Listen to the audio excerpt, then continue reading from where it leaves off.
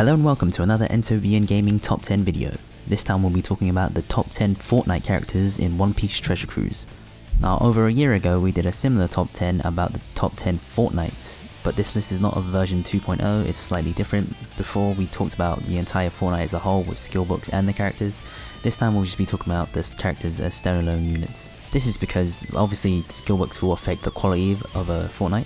But obviously this varies a lot between person to person, because if you don't have the characters that have that skill book, then it's pretty useless to you. So it's better, in my opinion, to just look straight up at the characters themselves and what characters are actually worth farming and aren't just used for sockets. Now for the most part, if you're pretty deep into the game, I'd say most Fortnite characters will be pretty useless to you if you have a decent amount of rare recruits, raid bosses and Colosseum units. But if you're just starting out in the game, they can be very useful, especially because of their low crew cost, meaning that you can use them with ease. Also, of course, if you're planning on using a legend Sengoku team, they're pivotal because he doesn't really boost anyone else. There are some of them that also will have some niche uses later on in the game, so you know, if you have nothing else to farm in the game, then there's no reason not to farm these guys instead. This list will only be covering units currently available in global, which is still 157 units according to the database, so that's a crap ton of units to look through. So obviously I might have missed some units that you think are definitely really good and deserve to be on this list, so let me know in the comments below if I missed anyone out that's pretty useful in your opinion. So with all that said, let's get started. Yeah.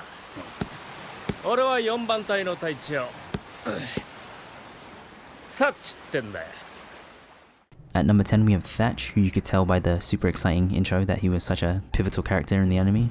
He is a Psy Cerebral Slasher with 1995 HP, which is pretty good, 1088 attack, which is again pretty decent, and for a slasher type he's pretty good with 227 RCV as well. His captain ability is not too shabby either, boosting the attack of slashes by ×2 as well as recovering his RCV by ×2 at the end of each turn. That's pretty nice, but I mean, when you can get Mihawk for free and he boosts the attack by 2.5 times, this is obviously outclassed pretty much since the beginning of the game anyway, and the heal is not very much, like 400 if you max him out. It's probably not worth it. But why he sits here at number 10 is that he has obviously really decent stats and he's a Psy slasher, which is pretty nice. Plus his special is pretty unique, reducing the silence duration by 3 turns, which is your specials being silenced, not your captains. This is pretty useful even into the late game since there's not that many units that reduce silence, so if you're doing something like Invasion Shanks, he can be very useful. Plus the heal for 4000 HP isn't too bad either, especially on slasher teams since you can't heal with meat orbs. Healing 4000 HP isn't too bad. Obviously a really nice unit, but if there isn't any silencing occurring in the island that you're currently running, it's not as useful. And what also sucks is that if you do run into silence, he doesn't have a sailor ability that makes him immune to being silenced, so if he gets silenced you can't actually use his special to remove silence on your team, which really sucks. Regardless, he's still a pretty great unit. He's only one of 2 units that reduce silence by 3 that are free to play, and is in fact the highest silence reduction if you don't count Timeskip Nami, who's a rare recruit. Overall, he's a very solid unit for Psy, Cerebral and Slasher teams.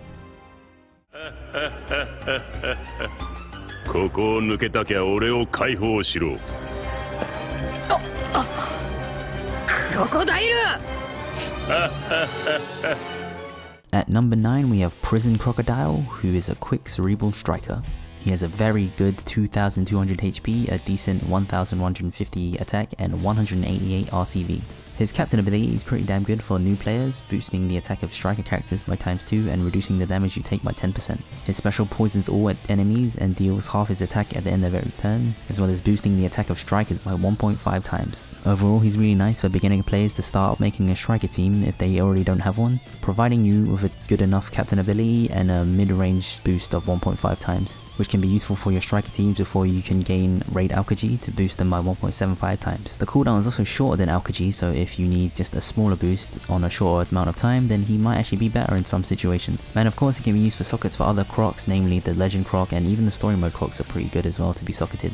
Now this guy probably eventually will be outclassed by your other units such as Raid Aokiji and even Colosseum Ganfall, but at the beginning of the game he's still pretty nice. Plus, since there's really strong striker teams out now with Nekomamushi and Striker Law, using him as a captain to enable using those super powerful friend captains can help you clear a lot of content as well.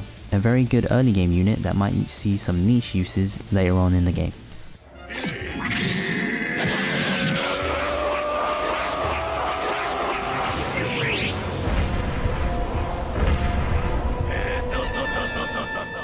At number 8 we have Breed, who is an int cerebral powerhouse. He has a decent 2002 HP but a monstrous 1311 attack and an OK 180 RCV.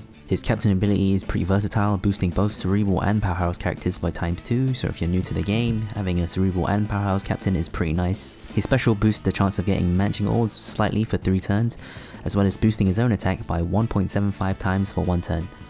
Now obviously since it only boosts himself it's not that great, but maybe if you're facing something with like a combo or perfect, good or great barrier, he might come in useful since, you know, it doesn't matter if the first couple hits don't do any damage anyways, but for the most part you probably won't be using his special all that much. However, his attack is really high, so even, you know, late into the game he might be useful just to beat Psy units down. So in that regard you probably don't even need to max his special, getting 1 copy might be good enough for him in the long run anyways.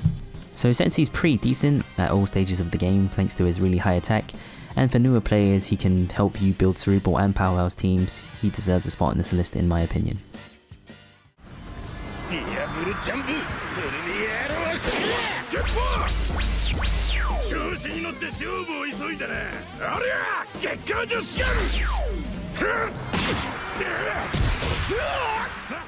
Up next we have Jabra, who is a strength 3 spirit powerhouse unit.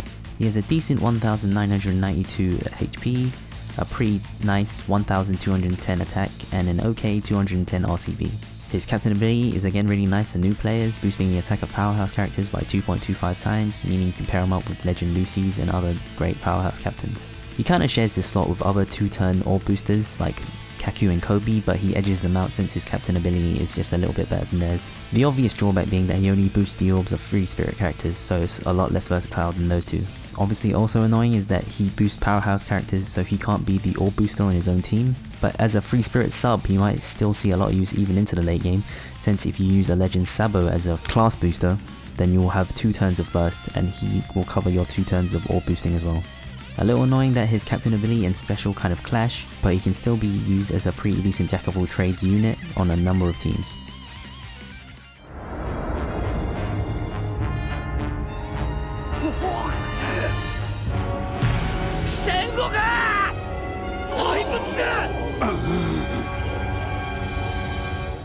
At number 6 we have Sengoku, who is a Psy Cerebral Fighter. He has a pretty strong 2059 HP, an okay 1059 attack, and a pretty strong 304 RCV.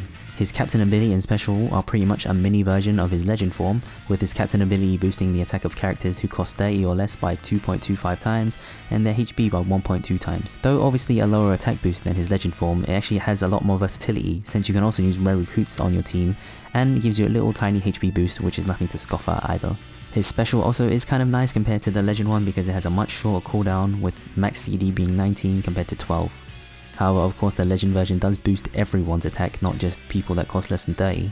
But his special also does reduce the cooldowns of all units by 1 turn as well, which is pretty nice. So overall he seems pretty damn strong, but there are obviously some drawbacks. One of the few reasons you would still be using a Legend Sengoku in this meta is that he's pretty damn fast thanks to his strong 3 times attack boost, but also because his captain ability reduces the specials of all units by 2 turns, which really helps in speedrunning Fortnights and a lot of easier content. This Sengoku is also outmatched by 5+ Luffy in terms of his captain ability, meaning that you probably won't be using him even in situations where you don't have a better rare recruit or legend. Still, if you didn't get a free skull for Luffy or you haven't reached 3-day 2-year island yet in story mode, this guy is a decent replacement for the 5+ Luffy until you get him. Plus, his special might have some niche uses since it's essentially rainbow attack boost. Sadly outclassed by some other units, but still pretty decent, especially in the early game.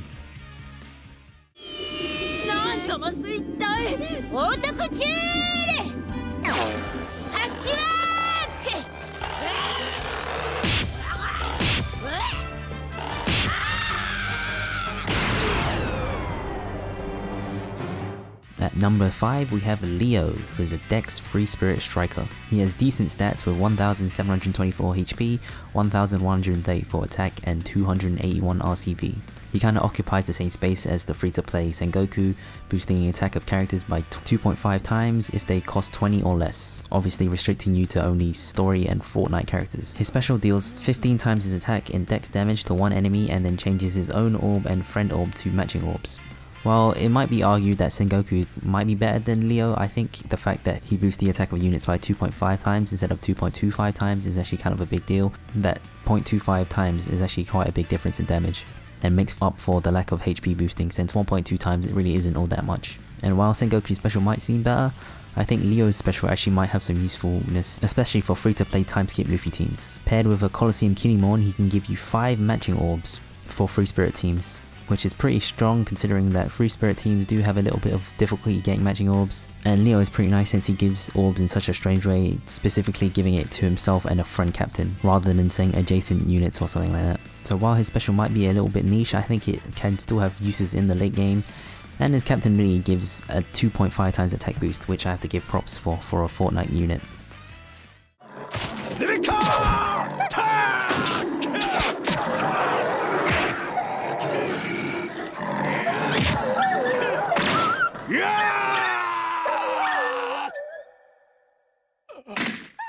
Up next we have Toy Soldier, who is a quick striker shooter. He has pretty strong stats with an okay 1552 HP, but a really high 1300 attack and a pretty strong 300 RCV.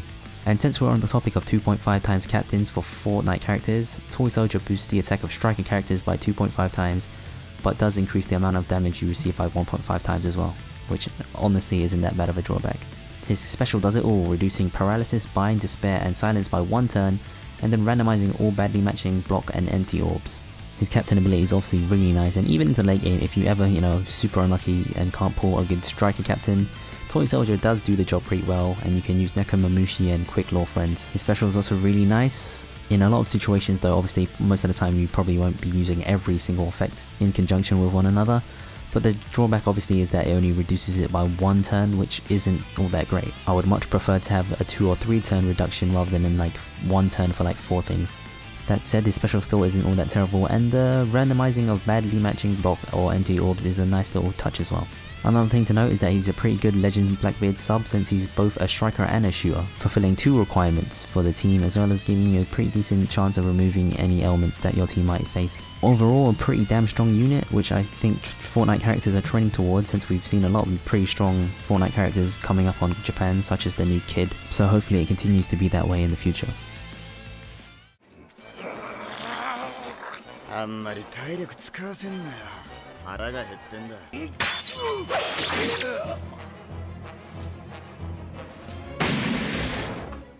At number 3 we have Halloween Zorro, whose Fortnite topped the list last time. He is a quick driven slasher who has pretty decent stats with 2094 HP, 1063 attack and 131 RCV. His captain ability boosts the attack of quick characters by ×2, and his special deals 7 times his attack and quick damage to all enemies and delays all enemies for 1 turn. Now compared to other characters on this list, he might be a bit underwhelming, but in my opinion he might still have a lot of uses on slasher teams themselves, even into the late game since delays are pretty damn powerful. And in fact there are only 5 slasher delayers that can be farmed, 2 of which are Mr. 3s, which are actually worse than this unit, one of them being a 5+ Brook, which can be a pain to get, and the last one being Colosseum Suleiman, who is a frickin' 50 stam Colosseum unit. So while not as impressive arguably as the other units on this list, he remains very relevant to slasher teams and maybe even quick teams, and of course can be used to socket other Zorros, which also is kind of a downfall for him since if you're using him you can't use a Legend Zorro captain yourself, or a 3-day 2-year Zorro for that matter either.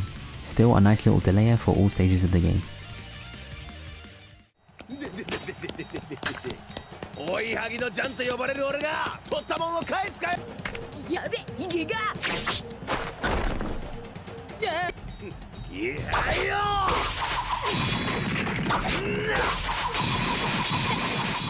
At number 2 we have Gene Ango, who is a deck slasher shooter.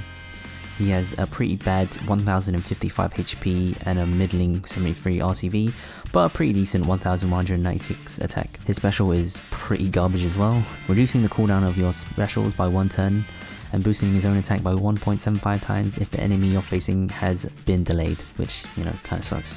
So purely the only reason for him to be on this list is his captain ability, which boosts the amount of belly received by 1.5 times and gives you the chance of duplicating a drop upon completion of an island. So duplicating a drop is obviously a very powerful effect, and there are only 4 units in the game at the moment, and one of them is a rare recruit and another one is a legend. So Gene Ango edges out Baccarat in this list because he also increases the amount of belly you're receiving. So normally if you are running an extra drop captain or even 2 extra drop captains, it's generally for a super easy island, which you can clear with no problems with any team. So even though Baccarat does give an attack boost, it's really small as well, and probably unnecessary, since most of the time, you know, it's just Evolver Islands, Pig Islands, stuff like that where you get the extra drops from.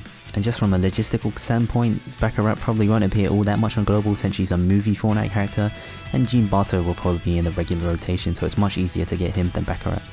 Plus again, he has 2 original base classes, being a slasher shooter, meaning he can be a sub on Legend Blackbeard teams early on in the game, since he does have a decent amount of tech. A pretty meaningless character in the anime, but a pretty useful character for us in OPTC.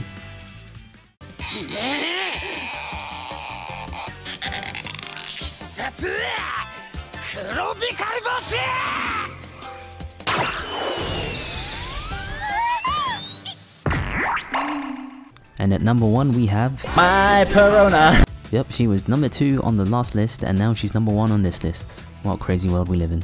Perona is a dex-driven shooter with an OK 1598 HP, a pretty crappy 791 attack, and a pretty strong 430 RCV. Her captain ability boosts the RCV of dex characters by ×2, which she might as well not even have a captain ability, that's pretty garbage. But her special is once again why she's on this list, reducing the damage received by 90% for 1 turn, and then also reducing the defense of all enemies by 80% for 1 turn, and then also poisoning all enemies for 1000 damage for a single turn. So even though Perona is a very old unit, she's still pretty damn strong, even compared to rare recruits, since a 90% damage reduction is still really high in today's meta. Not only that, an 80% reduction of defenses for enemies is also really damn strong. Compared to that, like even rare recruit Garp only reduces defense by 8% as well. And obviously the poison is obviously the weakest part of a special, but even then maybe you can use it on like training forests where you would predominantly be using her to clear out stages where they have like a lot of lobsters or whatever. So obviously very niche, but still has some uses as well. Obvious drawbacks to Perona are obviously her terrible stats, and the fact that damage reducers aren't all really that useful in the current meta of the game.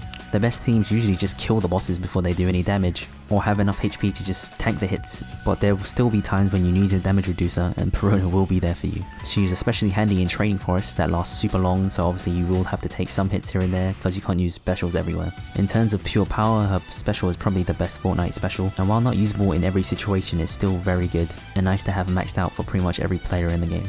Well, that was the list. Hopefully you don't disagree too much with the units listed, or maybe even the ordering. Post in the comments below if you have any units that you think definitely should have been in this list. Like and subscribe to see more videos like this one. Thanks for watching, and I'll see you next time, my Nakama!